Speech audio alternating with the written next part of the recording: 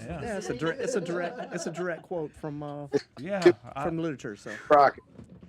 Yeah, I like that. yeah, Of course, he also ended up getting killed down here at the Alamo. So Right. not much. And Didn't turn out so well. didn't turn out too well. But I will say it has provided generations of inspiration, right? Well, that's the American way. If you don't like where you are, go somewhere else, right? Amen. Absolutely. That's exactly right. So where were you thinking about relocating to in North Carolina, sir? Well, we had bought a place down in Surf City, and my wife just loved it down there. And Mike's off in 30. And I said, don't you want to go to North Carolina where we keep our house and go to the beach and all that? And she goes, no. Going to Texas.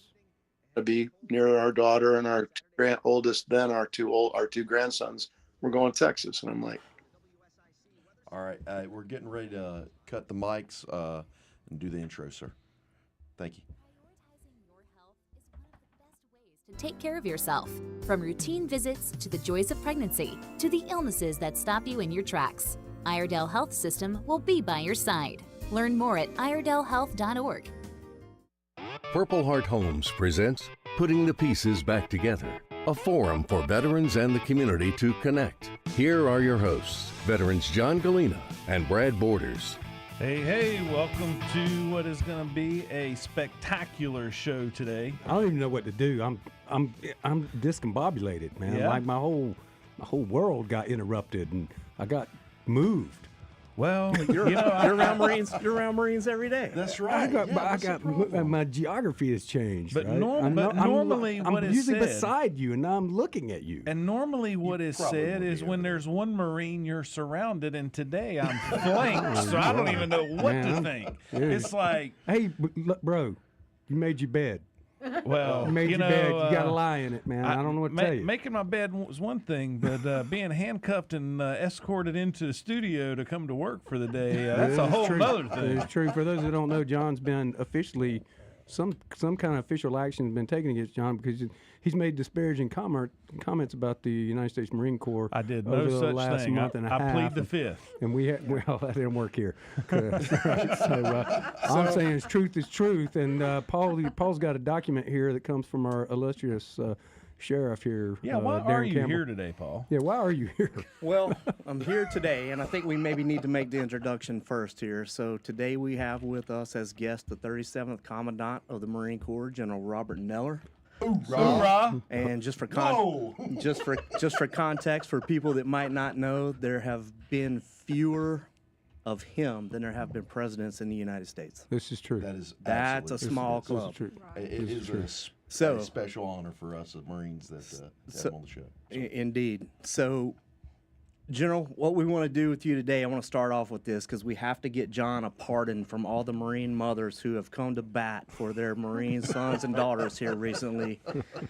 And to give you a little bit of context, we were taught to improvise, adapt, and overcome. And John and I have been traveling a lot this year, and we had an episode when we were going to Virginia.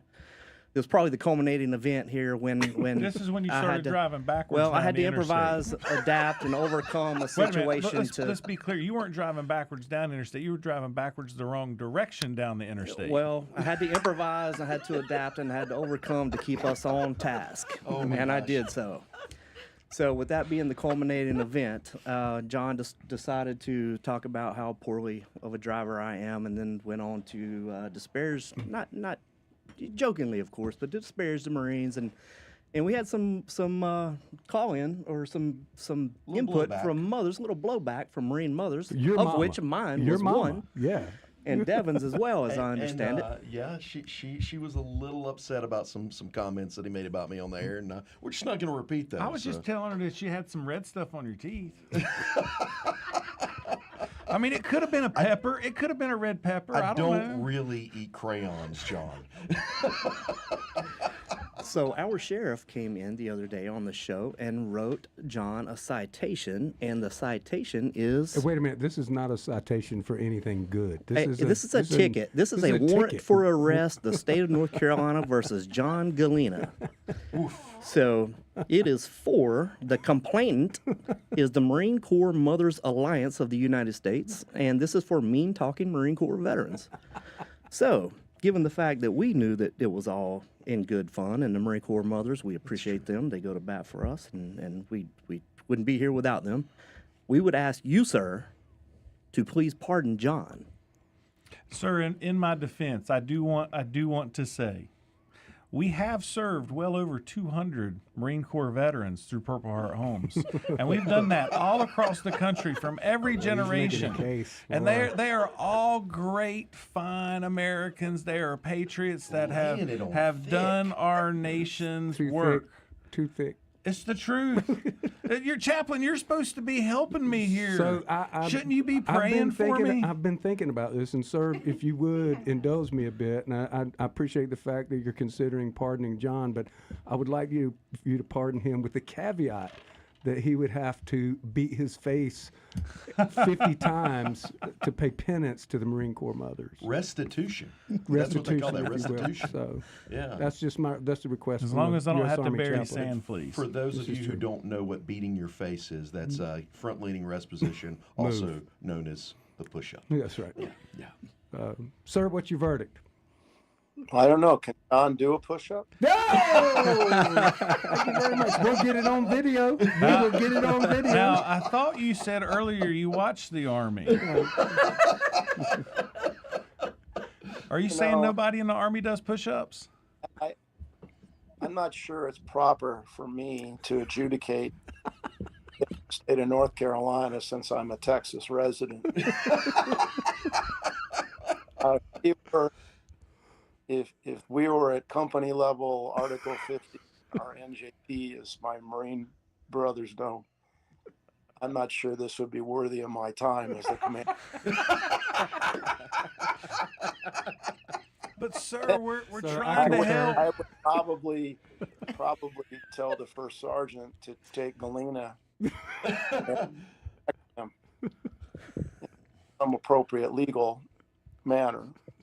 But I mean, it's good that the mom stood up, but I think all the mothers of anybody who's served or has served or is serving in our nation's military deserves extra special credit. So I think you should just apologize. If you haven't apologized, John, you need to apologize to all the mothers of all our service members out there for any comment about any of their children, no matter what branch of the service they serve in, and tell them you're never going to do that again.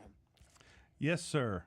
To all the mothers of our service members that are out there, I apologize for ever saying anything about your children eating crayons, about anything that I've ever said about their work ethic or about their ability to read or write, color within the lines, window licking, anything of that nature. I sincerely apologize, and I will do everything I can to never speak any ill against any of your service members again.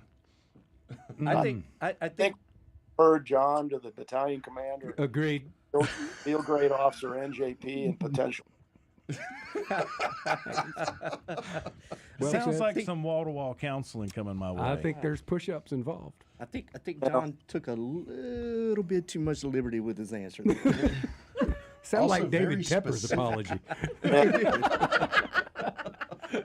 Hey, listen, as we get ready to oh, I'm sorry, sir. Go right ahead. Apology in somewhere, but all right, moving on. I do want to take an opportunity before we cut the break. We got a couple of really special Marines that are just near and dear to my personal heart.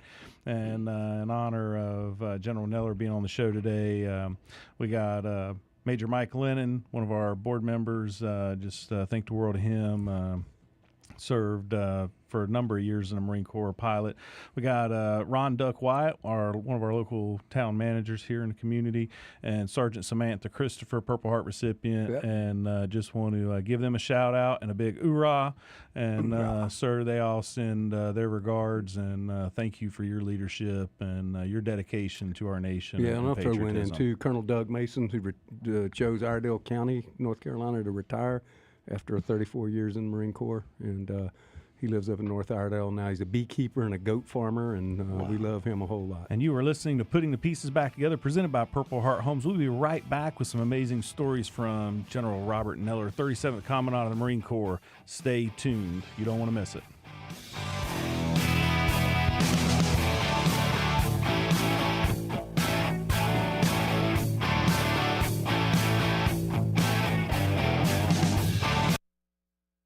Putting the Pieces Back Together with John Gallina and Brad Borders will return after this short break on the new 1059 100.7 WSIC. All right, sir. We are still live, although we are in a commercial break on terrestrial radio. And so we got about 3 minutes here. And just typically during this time, we just do some kind of more short stories a little bit. And so when we get back on air, you know, one of the things we'll want to talk about is kind of what led you into the service. But one of the things we always like to hear about in these breaks is, you know, who's somebody that inspired you? Like when you were young, was it your dad or a relative or somebody that inspired you that you looked up to that kind of influenced you to want to join the Marine Corps? You know, I don't know why. I think my dad was in the Army. His brother was a Navy pilot. A lot of the guys, my dad was a building contractor. He actually built homes. And a lot of the guys that worked for him, you know, this was all in the 50s. So these guys had come back from World War II or Korea. And they were the guys that dug the basement, laid the foundation, framed the house, did the plumbing, did the electrical, did the finishing work. They were all vets. And so I remember I just for whatever reason, not because my parents pushed me, I just had a very active interest in military history. And although my parents never pushed me to go to an academy, sometimes I wonder why they didn't. Or even ROTC. So when I went away to college, I had actually zero thought about going in the military. And Wow. I mean, it was in the back of my mind, but you remember now that was in the late 60s. I graduated from high school in 71. So the Vietnam War was at its peak. I remember the Air Force Academy recruiter came to our high school, and I went to hear his presentation, and there was a anti-war sit-in by some of the students, and he wasn't allowed to do his presentation. So that was kind of the climate that I lived in a university town, and I mean, there was nothing violent about it. They just, you know, people were all over the country. It all were Vietnam, and people forget Vietnam was a very unpopular war. It certainly was. Hey, sir, we're getting ready to go back live on the radio in about 10 seconds. Thank you, sir. Headers.com to take your car's performance to the next level. Proud sponsor of Putting the Pieces Back Together.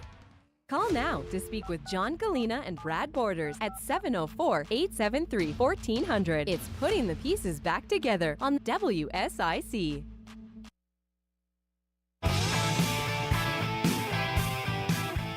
Hey, welcome back to Putting the Pieces Back Together, presented by Purple Heart Homes. You can find out more about us today at phhusa.org and find out what we do for veterans each and every day around the country, helping them with their housing needs. And we are joined today by the 37th Commandant of the Marine Corps, Robert Neller. He's joining us via some kind of wild technology and from all the way down in Austin, Texas. And we're super glad to have him here, and we're grateful for you joining us, sir. We also want to let everybody know that prior to the break, John was semi-exonerated from all of his Marine Corps disparaging comments, and he has pledged on the air to turn over a new leaf and be a better human and be nicer to Marines.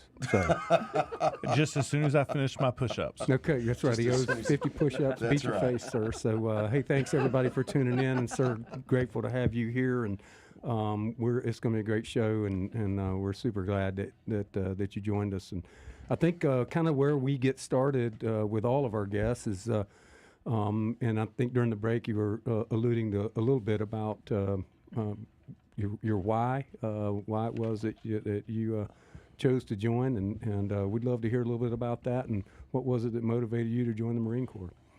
Yes, sir. And I'd like to tag onto that with John when he kind of finished up with that. And you said your Army affiliation, Navy affiliation. Why the Marine Corps? That's just what I wanted to get to.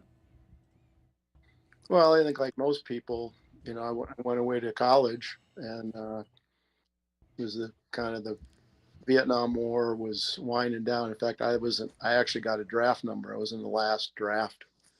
My number was 145, and I mean, if it had been lower, I probably would have got drafted. But I don't know. I just had always been interested in military history and things military. But my roommate and I were in the middle of our third year. And we're walking through the student union, and like most people, how do you get recruited is somebody asks you. And the Marine recruiter in there, a guy named Jim Rathbun, the captain, and is very big guy, very fit looking guy. And he started chatting us up, and my roommate and I, we had aspirations at that time of becoming attorneys or being lawyers. And he assured us that we could be lawyers in the Marine Corps. Of course. You can which was true. It was true. So I said, well, what we got to do? He says, well, you just got to go to officer candidate school this summer. And I mean, everybody needs a summer job. And so my summer job in the summer of 1974 is I was an officer candidate at Quantico. And I went there. My parents, particularly my mother, were not very happy about that. But I went, and it was difficult, but met a lot of great people. I was fortunate.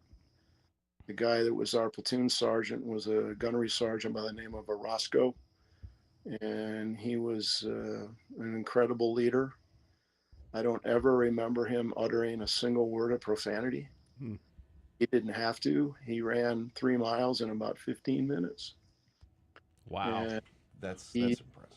Just basically, for whatever reason, he had a way about him. And so we got done, and I went back to school for my last year. I was in incredible physical condition, and, things happen. My parents were getting divorced, so they had helped pay for my school. I wanted to get married to this girl, and I needed a job, and I didn't get into the law schools I wanted to get into. And Marine Corps said, well, we'll give you a commission. You can go be a second lieutenant for 3 years. And I said, that's my plan. I'm going to go do this for 3 years. And that's what happened. So I signed up and ended up getting a commission, and ended up being assigned as an infantry officer, and ended up marrying this girl who's now been my wife this year. It'll be for 49 years. Congratulations. Wow. And That's and great. stuff happens. Like my late father-in-law used to say, life is what happens when you're planning other stuff. Like you are the embodiment of the term that no plan survives first contact. Absolutely. I mean, I liked it. I liked the people. I mean, there were days, like anything else, some days you're like, some days were better than others, but I like the people. I like the mission. My wife, I was fortunate. My wife liked moving around. 3 years turns into 5, and then you have a kid, and then another kid, and 5 turns into 10, and then 10 turns into 20, and you have another kid, and now you got responsibilities. And for some reason unknown to anyone other than the higher being up above, they kept promoting my dumbass. despite my best efforts to screw it up. I think it's sometimes. because you were so kind and willing to give pardons. I don't think that had anything to do with that. Sir, I think the opposite phrase, John, was semi-pardon. Semi-pardon, yes, sir. At what point did you realize that you were going to be on track to not just commandant but general? I mean, that's Never. Yeah. So I think everybody wants to be promoted. Everybody likes to be recognized. Everybody tries. I think most people try to do a good job. But I never, I think I didn't really believe, I was never like the, number one person. I got better. I was fortunate. I always was. I had good commanders. I had really good staff, non-commissioned officers who kept me out of trouble. As I look back, I can only think of one or two exceptions where I didn't have really good senior enlisted who were there to like, hey, sir, Yeah. do you know what you just said? Or do you really want to do that, sir? They're like, and I mean, guys like Joe Hool, Bob Holla, Jim Jones, Sergeant Major Green, a Sergeant Major of the Marine Corps, just good guys all along the way that kind of kept me from doing silly things and letting me know what was going on with the Marines. So I had a good sense. And then I think over time, I'm not the same. I'm a much different leader. I was a horrible lieutenant, I think.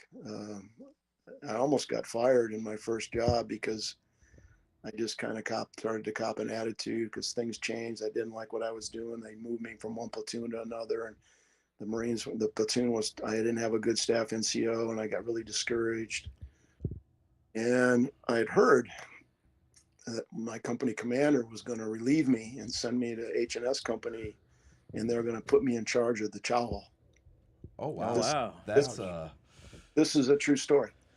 So I heard that, and that began like, oh my God, that can't happen. So we were in Okinawa, and I went over to his room one night, and I knocked on his door, and I asked him if we could talk, and I told him I knew I was screwing up, and I would fix myself. Please let me stay in Lima Company. Please, I'll do anything. Just don't let me stay. I'll fix myself. I'll square my ass away. And he did. That's he awesome. did. And I tried to be a little more less argumentative, I guess would be the proper term. Well, if it makes you feel any better, from an enlisted perspective, all second lieutenants are terrible. So I think you might have just gotten hot water with the general.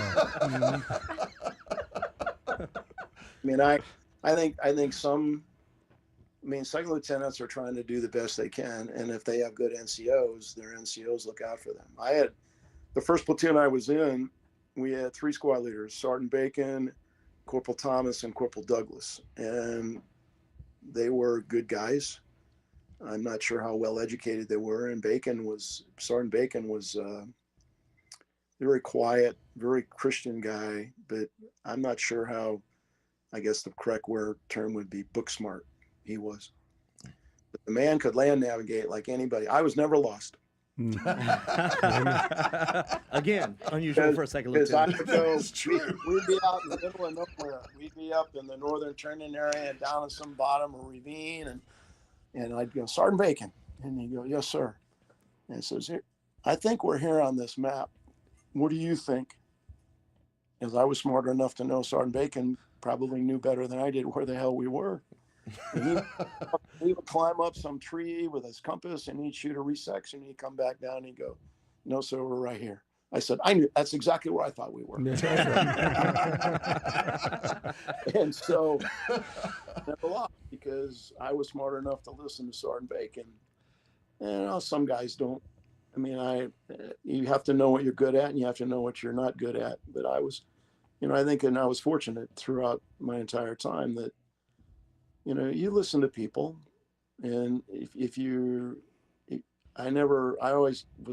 believe I was the kind of person, and I think most people would say this. If I said to you, hey, I want to know what you think about this, then I really did. Because if I didn't want to know what you thought about it, I wouldn't have said that.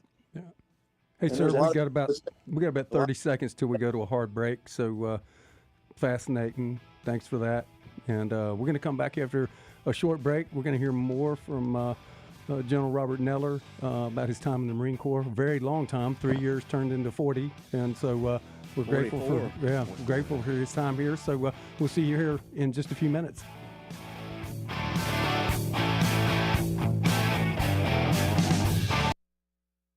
More Putting the Pieces Back Together with John Gallina and Brad Borders, coming up on the new 105.9 100.7 WSIC.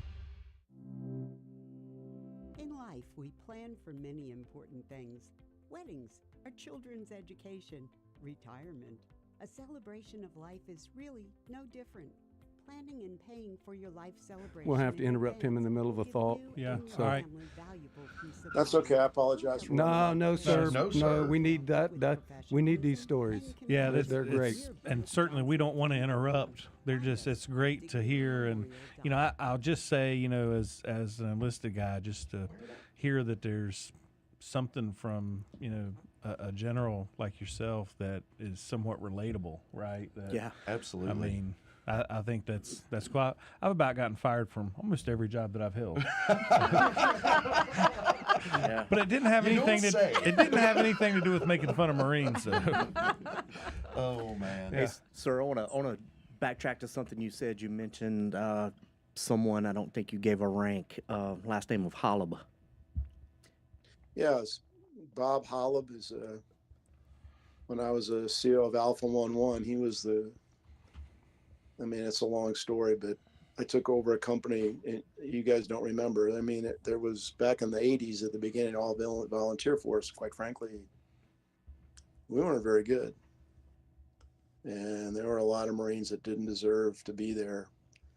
And I got to this company, and so when you were just back from deployment, you were at the bottom of the totem pole. So anybody that was getting ready to deploy, you got all their non-deployables, people they didn't want to take, or people who didn't have enough time.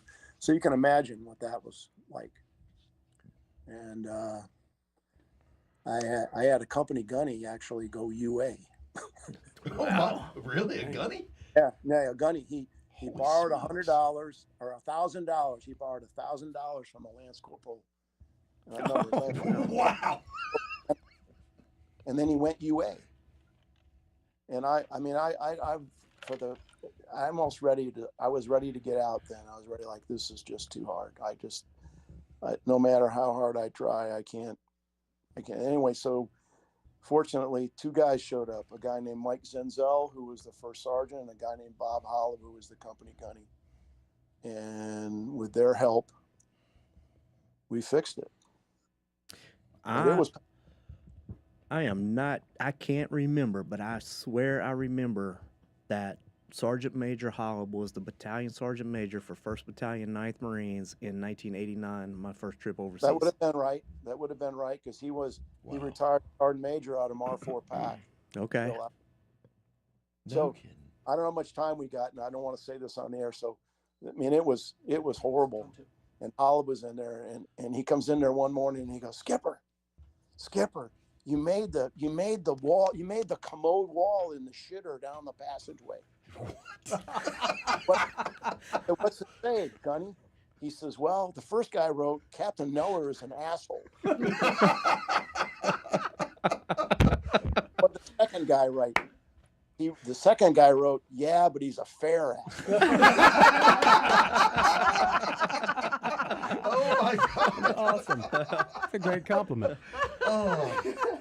No, I said, okay, we're winning. Yeah, Absolutely. we're winning. Yeah, Yeah, I tell you, by the end of the '80s, though, when we were there at 1-9, we went through all the McCrest and did all the thing and got the sock rating, did the whole thing prior to that workup, and won the Super Squad competitions out there at Camp Pendleton. It was good in 1-9 then. Yeah, Holub was a good. So another Holub story. So we're getting ready to go to Okinawa on unit deployment in spring of 1982, and he had told everybody, "Don't bring your boom box. I don't want any boom boxes. We're not taking them on the plane." And you imagine doing this today. So they show up, the Marines, and they take our sea bags, and there's this guy standing out there with a boom box. And Holub's out there around the formation and goes, "Come here." I've heard that. What did I tell 30 you about seconds. boombox? Gunny said, "Don't bring a boombox." He said, "That's right. See that dumpster over there? Go put that shit in the dumpster." And you know what the Marine did? Put in a dumpster. He put it in a dumpster. Yeah.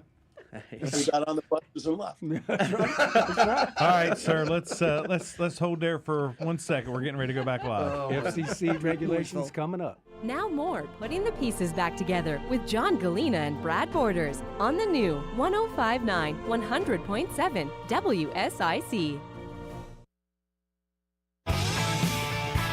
Welcome back. You are listening to Putting the Pieces Back Together, presented by Purple Heart Homes, and we are here with you live from the News Talk studios, and we are joined by a very, very special guest, General Robert Neller, 37th Commandant of the Marine Corps. And, sir, we are just so thrilled to have you on here and hearing your stories and telling us a little bit about where you come from, your time in service, and very inspiring and certainly relatable. And just thank you for being willing to share. And I know Paul's got a few more questions, and Devin's got a few more questions. So, in honor of my oath to be kind to the Marines, gentlemen, would you like to proceed? Yeah, General, I have one for you. We always like to get something funny here, and I certainly, as a Marine, every other Marine walking Earth probably has some funny story. But share a funny story with you, a notable character, just something crazy from your time. The boombox story was on point during break. That was maybe that was on point. But Go back and watch this on YouTube or Facebook. You're going to get a great story that you can't get on the air. So, General. Well, you know, you always remember orders that you shouldn't have given because you knew they were not going to be obeyed, right? Oh. And so we're on deployment, and we're pulling to Hong Kong, and I'm company commander, and the battalion commander gets everybody together and says, "Hey, we understand that there's an outbreak of hepatitis in the city of Hong Kong, and it's being transmitted by people getting tattoos, and I don't want the Marines to get tattoos, and please talk to them, blah, blah, blah." So then he gets on the 1MC, and he says, and he was a very nice guy. He was a good commander. And he's kind of asked the Marines not to get tattoos. And then I said, "All right, well, that ain't going to work with the guys I'm with." So I get them all together and I go, "Hey, if you get a tattoo, you're going to come see me." So we're in town. We're in Hong Kong for a few days. And then First Sergeant Zenzel comes up after about day 3 and he goes, "Hey, CO, I think we got a problem. I understand people getting tattoos." I said, "Well, like how many?" He goes, "Like 40. I said, "Okay, take them down in the well deck and strip them down to take off their shirts, and then see how many tattoos there are." So he comes back up. He says, "Yeah, there's about 40. And I said, "Okay, write them up. Article 92, disobedience of a lawful order."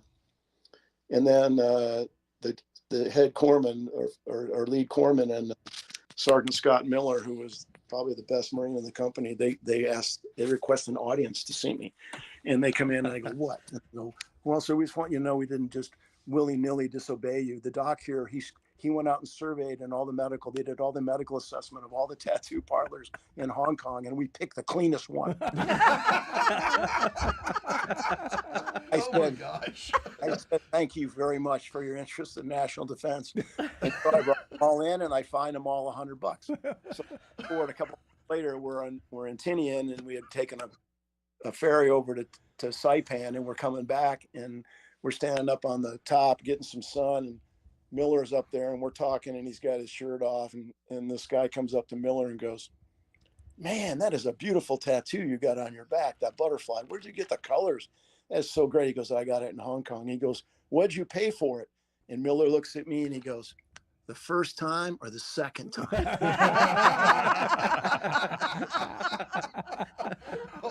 Smokes. So, Wow. so the moral of the story is, we all make mistakes. I mean, I wish I could give all those Marines their $100 back, but they should have not gotten a damn tattoo in Hong Kong. That's right. Oh, wow. That was a great story, awesome. sir. Man, Wow. I'd have loved to have been your chaplain, sir. We'd have had a good time together. Yeah. Yes, sir. But like we said earlier, as enlisted folk here, if they didn't expect us to get out of line from time to time, they would not tempt us with a good conduct medal. I still don't know how I got mine. Me neither. Just for the record, since y'all think I'm a hater, I got a good conduct medal too. I also You don't think know that's how funny? you got yours. Yeah, I do. Hey, well, sir, of all your commands, did you have a favorite command? I don't. Everybody asks me that. They say, "What was the best command? What was the best duty station?" I mean, it was a great honor and privilege to be the commandant. I mean, it wasn't. Yeah. Said, "Are you having a good time?" And I'm like, "No, this is really hard." I think the best was that time that when I was a company commander and a captain, because that was when I knew everybody. Yeah. I knew every Marine. I knew their name. I knew about their family. I knew something about them. And we were out in the field. We were sleeping on the ground together. We were getting wet together. We were sweating together. And I was fortunate. I got to be a company commander 4 times. So I think the 4 times I got to do that, where I actually got to share with Marines. As organizations get bigger, your responsibilities change, and you have to kind of adjust. But you're always looking to try to make Marines believe and see that you're there, and that you give a shit. I mean, I know it's probably not proper language, but people ask me, says, "What do you want to be remembered by, or what do you want your legacy to be?" And I'm like, I want people to remember that they thought I cared about them. Mm-hmm. Wow. That's a good legacy. That's strong. That's always something you want to hear from your leaders, and I don't think that we often hear that enough. Although I will say that I was about to say a word not FCC regulated, as much crap as John gives us all at here, we do know that our leader at Purple Heart Homes does care about us. He does show us that every day, but No, he doesn't. I was about to Almost reply like, my with gosh. a thank you. It's so thick in here. Do you see, sir, So thick. the predicament Oh, my that they gosh. put me in? I try to be nice to one Marine, and another Marine jabs me in the back with a big stick Yeah, when I but- turn to say thank you so much. Look. I appreciate you. It was so thick coming out of him. But you know what? God, Let me just tag on there. You know what? I think that is just such a great example. Twofold. Number one, I think the idea of being a leader, right, and caring about your family is not that you just always do what they want for you, or that you're just always giving to them, but sometimes it's about holding accountable, right? Absolutely. Sometimes it's about you care enough about them that you make them throw the boombox into the dumpster. True. Right? Or you tell them that they can't get a tattoo. And likewise, you also have to have a sense of humor and not an ego that says, you know what, Paul, you're right. Sometimes I might not have to be so nice, and I can take that too, and I can accept that, and I think that's a part of it, right? Is that you can take that little bit of criticism and that you have thick skin, just like you have to give tough love. Yeah, true. Yep. Don't disagree with that. I worked for a guy once, and he told me, he said, "You know what are the 2 most important qualities for a Marine?" I go, "No, sir. What is that?" He goes, "This discipline and a sense of humor." Mm-hmm. Yeah. Yeah. Yes, sir. Yeah. Yep. Yeah, you got to have both of those for Dad Burn, sure. I would agree with that. Yeah, I mean, if you can't laugh at stuff, if you serve in the military, whatever branch, and there's gonna be times where you either gonna be you figure out a way to laugh, or you're gonna find the exit door real soon, right? I mean, No, because it's agree just with- yeah. Sir, we got 1 minute left here before we go to our last break, and before we do that, I just want to state for the record that Paul's illustrious wife, Mandy, is in the chat room here, and she is picking on Paul's driving skills, or at least calling out Paul's driving skills. So does that give me permission to talk about Say no, or sir. disparage his driving skils as a Marine? No, it doesn't. She outranks you. Can I just take this one, because I think that folks that live in glass houses should not throw rocks. And I've ridden with both these men. Sir, do not allow them to be your chauffeur. Hey, we're going to head right into break, and we'll be back here in just a few minutes. We've got Marine Corps Commandant General Robert Neller with us. It's been an outstanding show. We've got a few more minutes left, so you don't want to miss this. We'll see you here back in just a few on WSIC News Talk Now. There's more Putting the Pieces Back Together with John Gallina and Brad Borders on the way from the new 105.9 100.7 WSIC. Yeah. All right, you guys are back.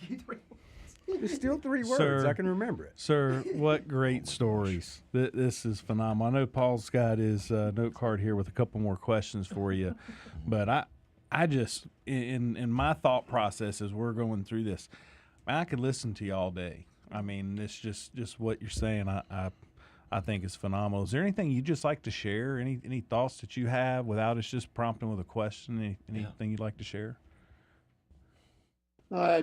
I think you guys have all been there, and just like was said, there's not much you can do when you've been in the Marine Corps or the Army for 10 years and you're sitting under the same damn tree getting rained on.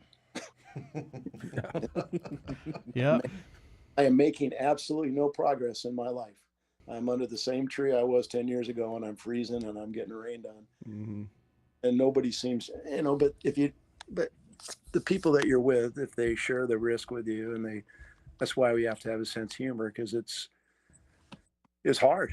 I worry about the fact that there are apparently people telling their children not to think about going in the military, and we need a strong military, just like we need a strong police force. We need great teachers. We need great health care providers, and all those jobs are woefully underpaid, and people are looking to do something else. And I wish there was a way we could figure out how to re-energize a sense of national service in our country, just for the good of the whole. Sir, I don't disagree with you. Get all the politics and just go back to do what's best for America. Yeah, I agree with you. And unfortunately, at 38 years old, I joined because of 9/11, and so unfortunately, sometimes it takes a earth-shattering event to motivate people to do what's right. I'm not sure we're going to have enough time if there's another earth-shattering. I know. I agree. I agree. Yeah, I do think that is the concern. If you think about that, right after 9/11, the amount of people that immediately came together, I think in some ways there's a concern that we're too far apart now to be able to get together quick enough. I don't think so. No? I've been doing a lot of reading of our history, and the politics in our country have always been divisive. They've always been, one party at another, lots of policy issues. Hey, sir, we're getting ready to go back live. Stand by. Now more Putting the Pieces Back Together with John Gallina and Brad Borders on the new 105.9 100.7 WSIC. Hey, welcome back to Putting the Pieces Back Together, presented by Purple Heart Homes, and we are so glad you're here with us today. We are joined and have been joined the whole show by retired Commandant of the Marine Corps, Robert Neller, and we've been hearing some amazing stories and bits of wisdom, and all of us in the studio today, and hopefully those that are listening have learned a lot. And we're just really humbled and grateful that you took time out of your day to spend with us, sir. And it's wonderful to hear from you. And if you want to know more about John Neller, you just Google his name. I mean, you can find a plethora of information on him. I would recommend everybody watch his commencement address from Hillsdale College in 2019. He's doing that in uniform. Sir, I believe you were still serving on active duty at the time. That was prior to your retirement. Yep. And it's a really, and if you, and one of the things that I always remember about the leaders that I loved and respected, and my commanders down at Fort Bragg, is that I always could characterize a good leader when I didn't know them was by how long they spoke and what they said in the time that they spoke. And the leaders that I respected the most were in and profound, and then got out quick. And his commencement speech is about 11 minutes long, but it is really, really good. And I would commend everybody to go out and watch that. And Paul and I were talking about this today, and there was 3 points that you brought out in that speech, sir, that meant a lot to me. Paul, like any good Marine, wrote them down as I was telling him about those. And Paul, if you would, in general, you might want to expand on these. But what were they, Paul? 1 was effort matters. Mm-hmm. 2 is perseverance, because you will face adversity in life. And 3 is character counts. Words to live by right there. Words to live by. I mean, those are, I mean, I do some public speaking, and those are kind of the 3 main things, but I don't know how much time we got. But the effort matters. The story behind that is I was at MCRD San Diego as a first lieutenant, and we're still at the outset of the whole volunteer force, and we didn't get a lot. Some of the recruits we got, let's just say, were not the best. And a couple of times we would you see pictures of General Wilson looking at a young man who's clearly way overweight. Anyway, so I was on my last series, and a friend of mine was running a special training unit, which is where they sent recruits who couldn't pass the initial PFT. And he calls me up and he goes, "Hey, I got this recruit. He's lost over 100 pounds. He can run 3 miles in 21 minutes. He can do all the sit-ups. He just can't do a pull-up. He's lost 100 pounds. He just can't do a pull-up." Man. And I should have discharged him. He's been here 120 days. Remember that. Imagine that. You've been at boot camp 120 days, and you have not even started training day 1. Oh, wow. Wow. So I said, being the cocky, arrogant first lieutenant that I was, said, "Yeah, I'll take him." So he comes down there, and I see the guy. He's just so happy. Imagine you've been there for 4 months. You've lost over 100 pounds, and you're finally starting training. And he knew everything. He knew the routine. He was going to be a great private. I just had to get the guy to do a pull-up. So long story short is we have a talk, and he, I know he's committed, and he's doing his exercises and all this stuff. And so we go out for the very first full physical fitness test. Marine Corps recruit training now is 4 phases. It used to be 3. And at the end of phase 1, you do a physical fitness test. And he had passed the run, and he's coming up on the pull-up bar. He'd been close. I mean, I was watching this kid. He's close. So he comes up on the bar, and you can feel there's like 300 privates there. And even the drill instructors, as cold-hearted as they can be, were actually pulling for the kid. And so he gets up on the bar, and the drill instructor goes, "Mount the bar, come to a complete dead hang, begin." And he goes, and he pulls it, and boom, his chin goes over the bar. 1, and then he goes off the bar, and the place goes nuts. I lost complete control. 300 privates go crazy. They pick the kid up, parade him around like he won an Olympic gold medal. Even the drill instructors are cheering and laughing.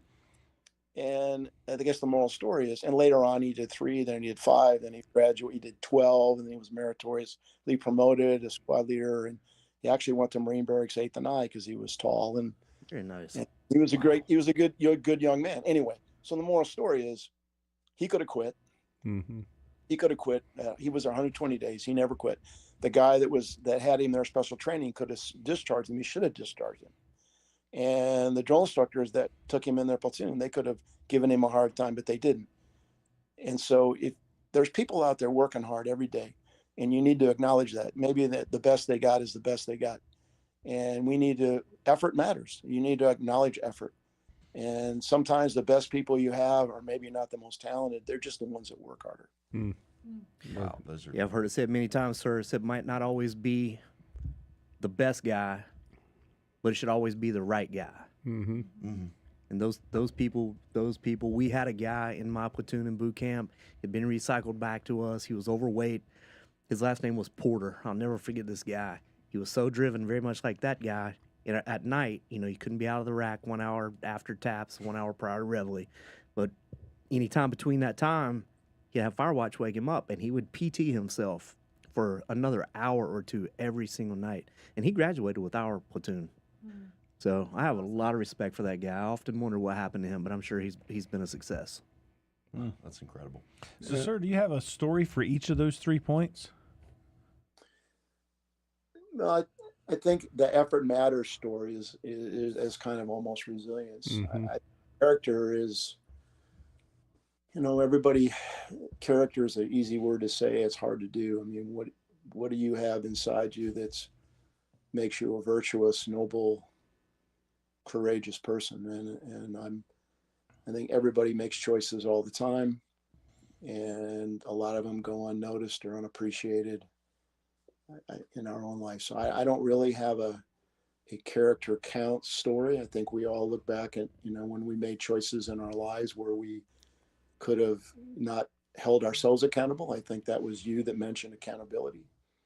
And I think as long as we hold ourselves accountable, not just as individuals, but as citizens, you know, we've got a chance in this experiment we call American democracy. So we need to be held accountable. We need to hold ourselves accountable. We have to hold our leaders accountable. And at the same time, you have to be willing to compromise, because military is a little bit different. You know, I mean, people think everything's black and white in the military. And a lot of times, you know, that you have to get people on side. I mean, you can sit there and say, do this, do that. And people will do it for a while, but if it's not the right thing to do, or if you're not willing to admit that you made a mistake and hold yourself accountable, the thing starts to fall apart. Yeah, I agree. Sir, I want to ask one final question. And for those that don't know, the Commandant publishes a reading list every year. And not necessarily tied to your reading list, sir, but what one book would you recommend just across the board? Wow, that's tough. You know, we went through the list every year, and obviously there were things that I had read that I thought were worthy of, you know, people reading. And you try to come up with books that are of interest, that are going to be meaningful to people from private to general. You know, for a Marine, I think probably the best book to read is First to Fight by Victor Krulak. That's kind of gives you a good sense of the culture of the Marine Corps as it came out of World War II, and why Marines are the way they are and what the nation expects. And Krulak in that book says the nation doesn't really need a Marine Corps. I mean, the history is the Army did more amphibious landings in World War II than the Marine Corps. But the nation wants a Marine Corps, and they want a Marine Corps because they want to have a group of service members, soldiers of the sea, if you will, that they have confidence in. They're going to go no matter where they're told to go, and they're going to fight and they're going to win. And if we ever lose that, then we really don't need to have a Marine Corps. As far as a book I really like, it's called The Anatomy of Courage, which is written by a guy named Moran. Moran was a doctor in World War I with a British unit, and later he became Winston Churchill's personal physician. And he writes about what he saw and how people were resilient or not resilient in the trenches in World War I, which was just absolutely horrifically brutal, horrible fight, and what people did to get out, and why some people were able to carry on and why they were. But the quote from Moran I remember is that something like this, I'll paraphrase it. Every person, even the best of us, is like a fine suit of clothes. No matter how well made, we will eventually wear out. Wow. And so Moran was like, look, I can do all the discipline stuff in the world and do all this stuff, but at some point, every one of us, unless you're a psychopath, you're going to break. And so we have to be conscious of the mental aspects of war just as much as we are the training and the physical and the material aspects. Absolutely. Wow. Very You good. know, normally we have to ask kind of what's that advice that you'd give to somebody that's just getting out, or maybe somebody that's getting ready to go in. But that was phenomenal, and sir, just cannot thank you enough for your service to our nation, your family service to our nation, and we every one of us salute you. And as I'd like to end the show with just one final hoorah to you, sir. And to all our Marines out there, we really do love you, and you have every ounce of our 50 respect. push-ups, John. Semper Fi, sir. You've been listening to Putting the Pieces Back Together, brought to you by Purple Heart Homes.